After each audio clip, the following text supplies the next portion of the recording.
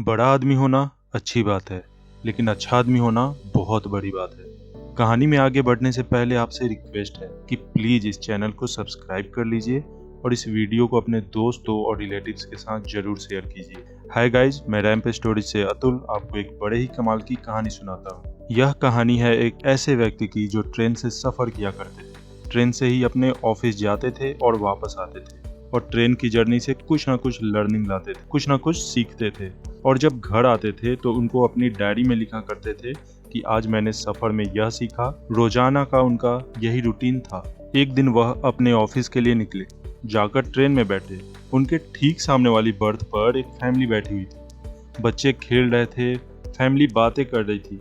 तभी वहां से एक पानी बेचने वाला लड़का जा रहा था। जोर जोर से आवाज दे रहा था, पानी ले लो।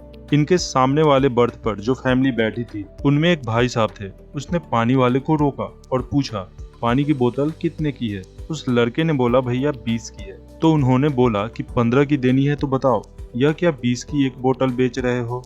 वह लड़का जो पानी बेच रहा था सिर्फ मुस्कुराया, कुछ भी नहीं बोला, चुपचाप आगे बढ़ गया।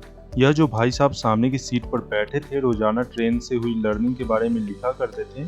इनको लगा, अंदर से जिज्ञासा हुई कि आखिर आज क्या सीखा है मैंने। तो वह फटाफट उस लड़के के पीछे गए, क्योंकि उन्हें लग रहा था कि आज कुछ जबरदस्त लेसन सीखने को मिला है। वह लड़का मुस्कुरा करके कैसे चला गया। आगे जाकर के उस लड़के को रोका और पूछा, भाई एक बात बताओ, मैं तुमसे कुछ पूछना चाह रहा हूँ। तुम अभी मेरे कोच में थे, वहाँ पर एक फैमिली थी। एक लड़के ने तुमसे बोला कि 15 की बोतल 20 में क्यों दे रहे हो? तुमने कुछ बोला नहीं उसको और तुम चुपचाप मुस्कुराते हुए आगे बढ़ गए। आखिर ऐसा क्यों? तुमको गुस्सा नहीं आया कि कहाँ 2-5 रुपए के लिए बहस कर रहा है गरीब आदमी से? तुम कुछ तो बोलते। इस पर उस लड़के ने जो कहा, इसे ध्यान से सुनिएगा। उस लड़के ने कहा, अरे भैया, वह भाई साहब जो बैठे हुए थे उनको पानी पीना ही नहीं था, उनको प्यास लगी ही नहीं थी।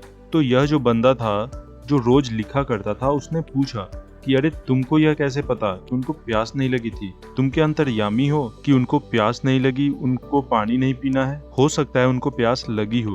तो फिर उस लड़के ने कहा, उनको प्यास नहीं लगी थी, क्योंकि जिसको प्यास लगती है वह पानी की बोतल लेता है, पानी पीता है, उसके बाद में रेट पूछता है और पैसे देता है। वह फालतू की बहस नहीं करता। इस भैया ने जब जवाब सुना तो घर गए और डायरी में जा करके बहुत कुछ लिख दिया।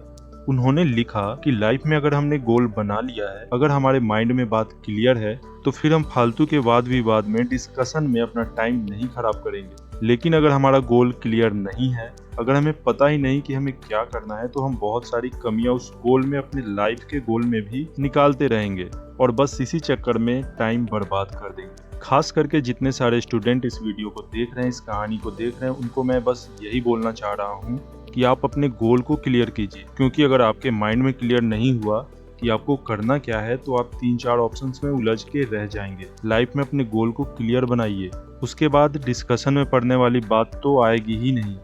आखिर में मैं अतुल आपसे बस यही कहना चाहता हूँ कि अपने गोल को क्लियर करिए और लाइफ में आगे बढ़ते रहिए।